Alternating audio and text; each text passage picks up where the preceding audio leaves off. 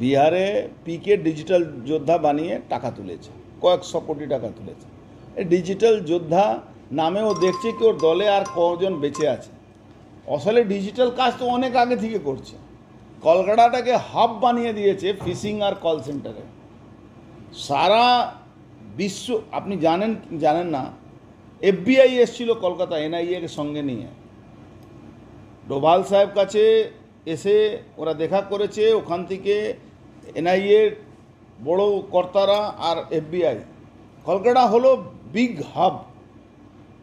Sector 5-এ এই অভিষেক ব্যানার্জি তত্ত্বাবধানে, এই কুণাল ঘোষের তত্ত্বাবধানে, এদের অনেক বড় বড় নেতাদের তত্ত্বাবধানে, ববি হাকিম এদের তত্ত্বাবধানে বাহাল তবিয়তে কল সেন্টার চলছে, যেখানে সিনিয়র সিটিজেনদের টাকাগুলো সাইফন করা হয়, ব্যাংক প্রতারণা যাকে বলা যায়।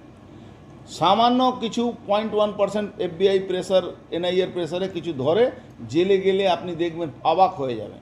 আর কলকাতার নিচে লেভেলে জুডিশিয়ারি আপনি হাল জানেন, সবটাই ওখানে কী নাম, মলয় ঘটকের ইনস্ট্রাকশানে, ওই আপনার ল সেক্রেটারি ইনস্ট্রাকশানে চলে।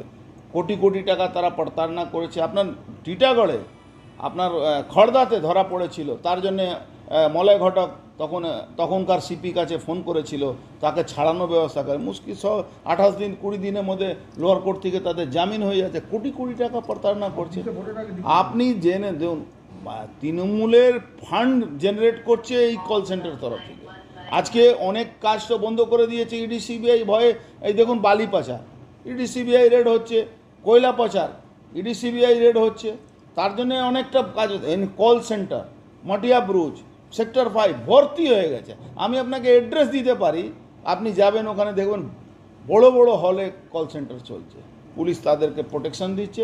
সামান্য চুনিপুটিদেরকে ধরে, যারা পয়সা দেয় না আর যারা ফিক্স করে নিয়েছে তাদের কোনো কে নেই। তো এই হলো ডিজিটাল যোদ্ধা।